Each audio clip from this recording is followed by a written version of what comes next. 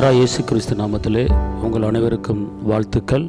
இந்த நாளிலே கர்த்தர் உங்களுக்கு ஒரு அற்புதமான ஒரு காரியத்தை சொல்கிறார்.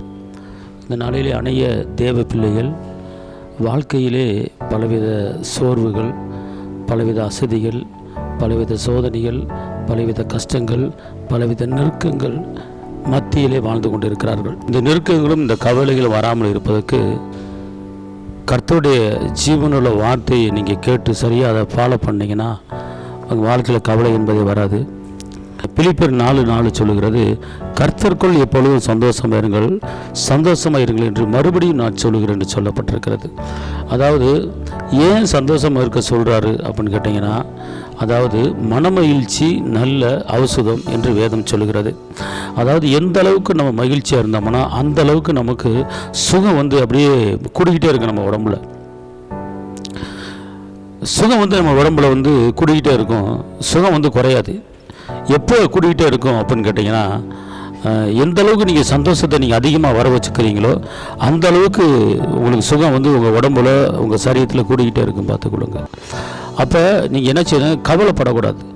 வேதம் சொல்லுகிறது, மன துக்கத்தினாலே ஆவி முறிந்து போகும். நீதிமொழியில் சொல்லப்பட்டிருக்கிறது, மன துக்கத்தினாலே ஆவி முறிந்து போகும். அதாவது எந்த அளவுக்கு நீங்கள் இதயத்தில் துக்கத்தை அதிகமாக சுமக்கிறீங்களோ அந்த அளவுக்கு உங்கள் ஆவி சீக்கிரம் முறிஞ்சு போயிடும். அதாவது ஆவினா நம்மளை விட்டு போயிடுங்கிறாரு. அந்த துக்கத்துக்கு நீங்கள் என்ன செய்யக்கூடாது, இடம் கொடுக்கக்கூடாது. 1 தெசலோனிக்கேயர் 5:14 சொல்லுது, எப்பொழுதும் சந்தோஷமாக இருங்கள். அன்பானவர்களே, தேவனுடைய வார்த்தை வானம் ஒழிந்தாலும் பூமி ஒழிந்தாலும் ஒழியாது என்று சொல்லப்பட்டிருக்கிறது. 1 தெசலோனிக்கேயர் 5:16 பவுலடிகளார் சொல்கிறாரு, எப்பொழுதும் சந்தோஷம் பாருங்கள். அப்படின்னா 24 மணி நேரம் நீங்கள் சந்தோஷமாக பேசுங்க, சந்தோஷமாக இருங்க, சந்தோஷமாக சாப்பிடுங்க, சந்தோஷமாக குடும்பத்தில் இருங்க.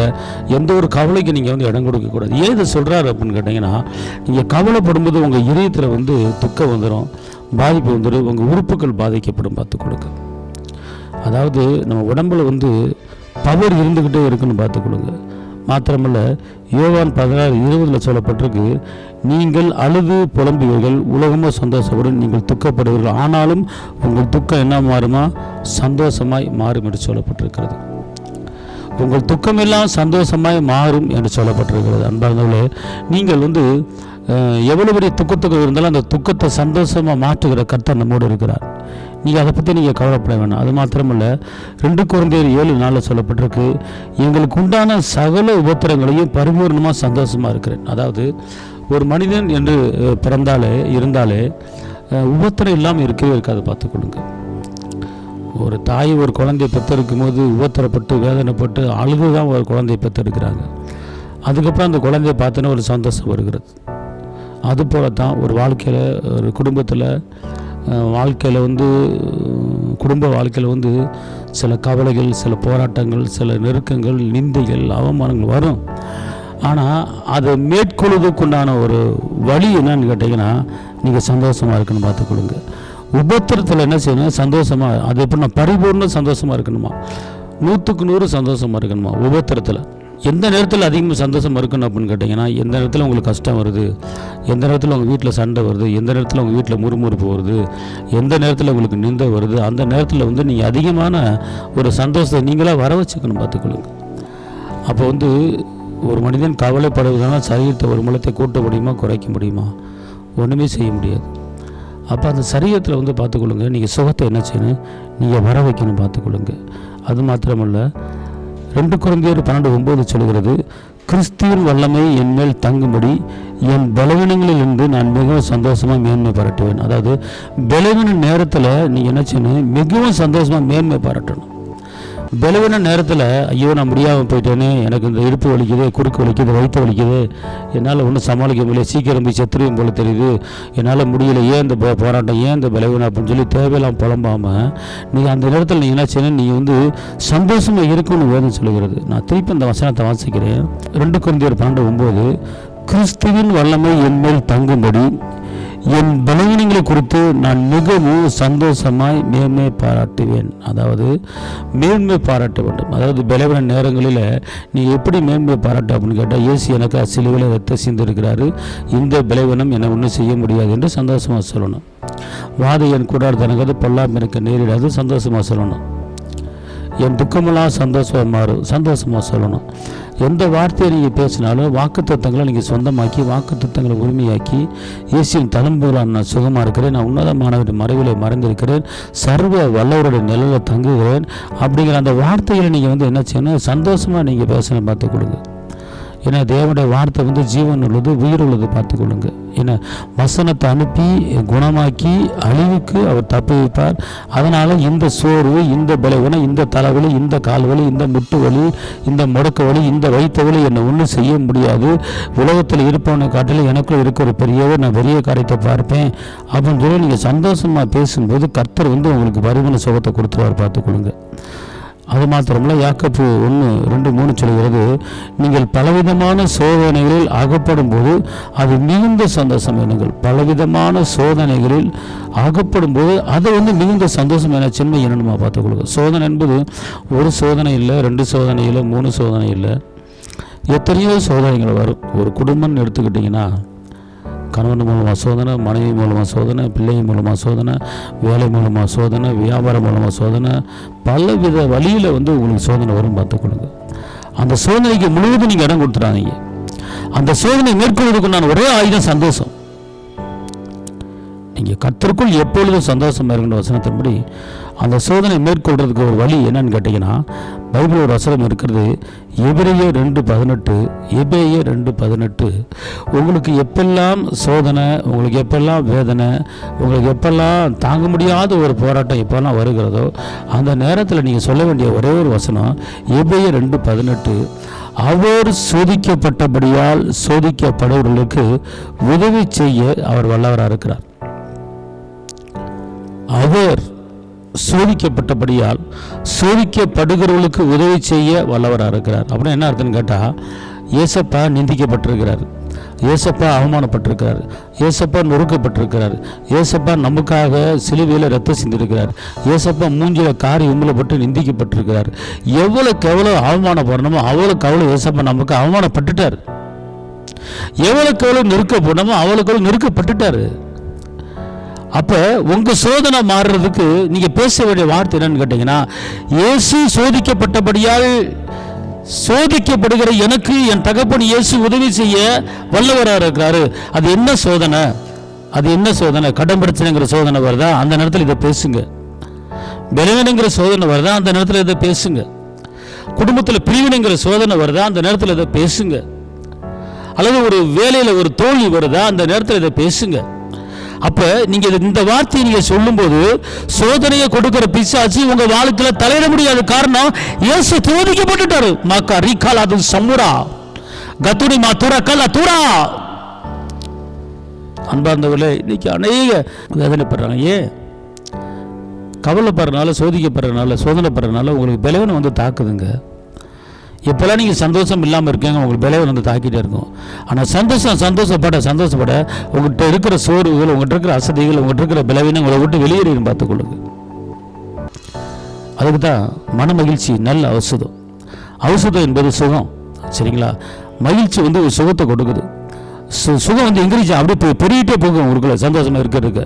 நீங்கள் ஒரு மூலையில் உட்காந்து மூஞ்சி தொங்க போட்டுக்கிட்டு கவலைப்பட்டுக்கிட்டு என்ன செய்ய, நாளைக்கு என்ன செய்ய, நாளைக்கு கழிச்சு என்ன செய்ய, இந்த பிள்ளை எப்படி கட்டி கொடுப்பேன், இந்த பிள்ளை எப்படி படிக்க வைப்பேன், ஒன்றுமே பொருளையே, என் பிள்ளைக்கு வயசு 15 ஆச்சு, என் பிள்ளைக்கு எப்படி திருமணம் முடிச்சு கொடுப்பேன், என் பிள்ளைக்கு இன்னும் ஒரு நகை நட்டு சேர்க்கலையே, ஒரு சொந்த வீடு கிடையாது, சொந்த இடம் கிடையாது, என் பொம்பளை பிள்ளை வச்சிருக்கேன், 2 பொம்பளை பிள்ளை வச்சிருக்கேன், 2 பொம்பளை பிள்ளை, மூத்த பிள்ளைக்கு கல்யாண வயசு வந்துடுச்சு, என்ன செய்ய என்ன தெரியலையே, எப்படி பிள்ளையை கட்டி கொடுக்க போறேன்னு தெரியலையே அப்படின்னு புலம்பி அழுகக்கூடாது.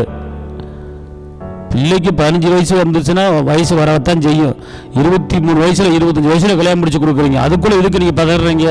அதுக்குள்ள எதுக்கு கவலைப்படுறீங்க? அதுக்குள்ள ஏன் வேதனைப்படுறீங்க? அதனதின் காலத்திலே செவ்வாயாய் நேர்த்தியா செய்கிற கர்த்தர் நம்மோடு இருக்கிறார். ஏன் கலங்கணும்?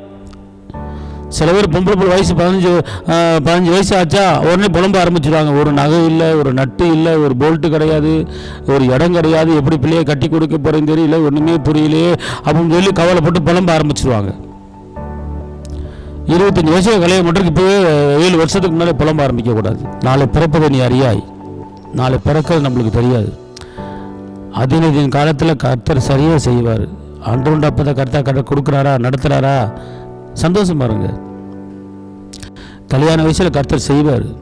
அவர் உங்களை கரம் பிடித்தவர், கைவிடாத கண்மலை, கைவிடாத மீட்பர், கைவிடாத இரட்சகர், தாயின் கருவிலை உருவாக்கும் முன்னே அறிந்தவர், தாய் தெரிந்து கொள்வதற்கு முன்னமே ஏசப்பா அறிஞ்சு வச்சுட்டாரு. கவலைப்பட வேண்டிய அவசியம் கிடையாது. அதனால் நீங்கள் புலம்பாதீங்க. புலம்பாமல் கர்த்தருக்குள்ள சங்கீதம் பாட கடுங்க. சந்தோஷமாக இருக்கிறவன் சங்கீதம் பாட கடந்த வசனத்தின்படி நீங்கள் சந்தோஷமாக இருங்க. குறிப்பாக எப்போல்லாம் வேதனை வருது, சோதனை வருது, அப்போ எபிரேயர் 2:18 நீங்கள் சொல்லுங்கள். கர்த்தர் உங்கள் வாழ்க்கையில் பெரிய மாற்றத்தை செய்வார். மாறாக ரோமர் 12:12 சொல்லுகிறது, நம்பிக்கையிலே சந்தோஷமாக இருங்கள். நம்பிக்கையில் என்ன செய்யணும்? சந்தோஷமாக இருக்கணும். நம்பிக்கையில் என்ன செய்யணும்? சந்தோஷமாக இருக்கணும். ஒரு நம்பிக்கை, கர்த்தர் நடத்துவார், கர்த்தர் நம்மளை போஷிப்பார், கர்த்தர் நம்மளை தேற்றுவார். நம்பிக்கையில் சந்தோஷமாக இருங்கள். உபத்திரத்தில் பொறுமையாக இருங்கள். விசுவாசத்தில் உறுதியாக இருங்க. தளர்ந்து போயிடாதீங்க. கர்த்தர் மாற்றத்தை செய்வார். அன்பார்ந்தவர்களே, ஏன் கலங்குறீங்க? நம்மளை உலகத்தை உண்டாக்குன தகப்பன் நமக்கு அப்பாவாக இருக்கிறாரு, நமக்கு இரட்சகர் இருக்கிறாரு. பெத்த தாய் தப்புன்னு கடைசி வரைக்கும் கூட வரப்போகிறது கிடையாது. ஆனால் ஏசப்பா சொல்கிறாரு, இந்த உலகத்து முடிவு பரிந்தும் சகல நாட்களில் நான் உன் கூட இருப்பேன்னு சொல்லி வாக்கு பண்ணுறாரு. அவர் இருக்கும்போது நமக்கு ஏன் கவலை பண்ணணும்? நான் உன்னை உள்ளங்கையில் பிடிச்சி வச்சிருக்கேன்னு சொல்கிறார். எதுக்கு கவலை பண்ணணும்? நீ என்னால் மறக்கப்படுவது இல்லைன்னு சொல்கிறார். எதுக்கு கவலைப்படணும்? யார் உன்னை கைவிட்டாலும் நான் உன்னை கைவிட மாட்டேன்னு சொல்கிறார். எதுக்கு கவலைப்படணும்? அன்பார்ந்தவளே, அவர் உங்களுக்கு அரணும், உங்களுக்கு கோட்டையும், உங்களுக்கு துருகமாக இருக்கிறார். நான் உனக்கு முன்ன போய் எல்லா கோணலையும் உனக்கு நான் செவ்வாய் ஆக்குவேன்னு சொல்கிறார். நான் ஒரு பேரை பெருமைப்படுத்துவேன்னு சொல்கிறார். கசப்பான தண்ணீரை மதுரம் மாற்ற கர்த்தர் உங்களோடு இருக்கிறார். நீங்கள் பயப்படாதீங்க. மாத்திரமல்ல, ஆபகம் 3:17-18 சொல்லுகிறது, அத்திமரம் துளைவிடாமல் போனாலும், கர்த்தருக்குள் ஆட்டு மந்தையில் ஆடு மந்தையில் ஆடு இல்லாமல் போனாலும் கர்த்தருக்குள் என்ன செய்யணுமா? எப்பொழுதும் சந்தோஷமாக என் தேவனுக்குள் களி கூறுவேன். அவர் சொன்னார், ஆட்டு மந்தையில் ஆடு இல்லாமல் போனாலும், அத்திமரம் துளிவிடாமல் போனாலும், ஆட்டு மந்தையில் ஆடு இல்லாமல் போனாலும் அதை பற்றி நீ கவலைப்படாத, நீ சந்தோஷம் பாரு. ஒரு பெரிய ஆட்டு மந்தையில் ஆடு இல்லைன்னு நம்ம ஏன் கவலைப்படணும்? அத்திமரம் துளிவிடாமல் போய் நம்ம ஏன் கவலைப்படணும்? கர்த்தர் பார்த்துக்குவார். அதனால தான் நிறைய தேவையில்லாத காரியத்தை குறித்து நம்ம கவலைப்படக்கூடாது. அன்பார்ந்தவர்களே, நீங்கள் கவலைப்பட உங்கள் சரீரத்தில் பலவீனம் வரும். நீங்கள் சந்தோஷமாக இருந்தீங்கன்னா சுகம் ஆயுஷ் நாட்களை உங்களுக்கு பெருகும் பார்த்துக்கொள்ளுங்க. ஆயுஷ் நாட்களை பெருக பண்ணுகிற கர்த்தர் உங்களோடு இருக்கிறார். ஏன்னா அதனால் தேவனுடைய வார்த்தையை கேளுங்க. அந்த வார்த்தை கேட்டு அதன்படி என்ன செய்ய பாருங்கள். கர்த்தர் ஒருபோது உங்களை என்ன செய்ய கைவிட மாட்டார். நினைப்பதற்கு வேண்டுவதற்கு மேலான காரியங்களை செய்கிற கர்த்தர். அதனால் அந்த வார்த்தையை கேட்டுக்கொண்டு இருக்கிற அருமையான தேவ பிள்ளைகளே, எப்பொழுதும் சந்தோஷமாக இருக்க கற்றுக்கொள்ளுங்கள். கவலைப்படாதீங்க. காட்டு புஷ்பங்களை கவனித்து பாருங்கள். விதைப்பதும் இல்லை, களஞ்சியத்தில் சேர்ப்பதும் இல்லை, அவைகளுக்கும் பரமபிதா பிழைப்பட்டுகிறார். அவைகளை காட்டிலும் நீங்கள் விசேஷமானவர்கள் என்று ஏசப்பா உங்களும் என்னையும் பார்த்து சொல்கிறார். நம்மளை பார்த்து ஏசப்பா சொல்கிறாரு, நீ விசேஷமானவள், நீ விசேஷமானவன் அப்படிங்கிறார். அப்படின்னா காட்டு புஷ்பம் கவனித்து பாரு. விதைக்கிறது இல்லை, அறுக்கிறது இல்லை, களஞ்சியத்தில் சேர்த்து வைக்கிறதில்ல. அவைகளுக்கு அன்றொன்று அப்பத்தை கொடுக்குறேன், சாப்பாடு போடுறேன். ஆனால் அவைகளை காட்டி நீங்கள் விசேஷமானவள், தேவ ஆவியப்பட்டவள், தேவ சாயலிலே உண்டாக்கப்பட்டவர்கள். நீங்கள் ஏன் கலங்க வேண்டாம் அப்படிங்கிறார். அன்பார்ந்தவளே, கர்த்தர் உங்களுக்கு பிள்ளைகளை கொடுத்தாருன்னா, ஒருவேளை உங்களுக்கு வீடு இல்லாமல் இருக்கலாம், ஒருவேளை நகை நட்டு இல்லாமல் இருக்கலாம், ஒருவேளை நீங்கள் வாடகை வீட்டில் இருக்கலாம், நீங்கள் பொம்பளை வச்சுருக்கலாம். நீங்கள் கவலைப்படாதீங்க. கர்த்தர் செவ்வையாக உங்களை நடத்துவார். வீடும் ஆசையும் கர்த்தர் வைக்க சுதந்திரம். கர்த்தர் வீட்டை கட்டாரு, கட்டுக்குள்ள பிராசையும் விடுதான். கண்டிப்பாக கர்த்தர் உங்களுக்கு வீடை தருவார். உங்களை உயர்த்துவார், மேன்மையாக்குவார், கீழாக்க மாட்டார், மேலாக்குவார், வாழாக்க மாட்டார், தலையாக்குவார். நீங்கள் செய்ய வேண்டிய காரியம், பலவீனத்தை வரவிடாதீங்க, துக்கத்தை வரவிடாதீங்க. கர்த்தருக்குள்ள எப்பொழுதும் சந்தோஷம் இருங்கள். கர்த்தர் பெரிய காரியங்களை செய்வார். இந்த வார்த்தையை கேட்டு இதன்படி நடங்க, மாற்றத்தை பார்ப்பீங்க. உங்களுக்காக நான் ஜெபிக்கிறேன். தகப்பனே இயேசுவே, நன்றியோடு துதிக்கிறேன், ஸ்தோத்திரிக்கிறேன். இந்த வார்த்தை கேட்ட ஒவ்வொரு தேவ பிள்ளையும் மேலே உங்களுடைய மகிமையும், உங்களுடைய கிருபையும், உங்களுடைய பலனும், உங்களுடைய சுகமும், உங்களுடைய சந்தோஷமும், உங்களுடைய சமாதானமும் கூட இருப்பதாக. இதுவரை நடத்தின எபனேசர் இன்னும் நடத்தப்படுறதுக்கு அவனுக்கு ஸ்தோத்திரம். நான் உன் பெயரை பெருமைப்படுத்துவேன் என்று சொல்வதற்கு நன்றி. நான் உனக்கு முன்ன போய் எல்லா கோணிலும் செவ்வையாக்குவேன் என்று சொல்வதற்கு நன்றி. சகலத்தையும் புதிதாக்குவேன் என்று சொல்வதற்கு நன்றி. தகப்பனே, இந்த நாளிலே இந்த வார்த்தை கேட்ட ஒவ்வொரு தேவ பிள்ளை வாழ்க்கையில் இருக்கிற எல்லா குறைகளை நிறைவாக்குங்க. ஆண்டவரை கீழாக்காமல் மேலாக்குங்க, வாழாக்காமல் தலையாக்குங்க, மலை மேல் இருக்கிற பற்றங்களை உயர்த்துங்க.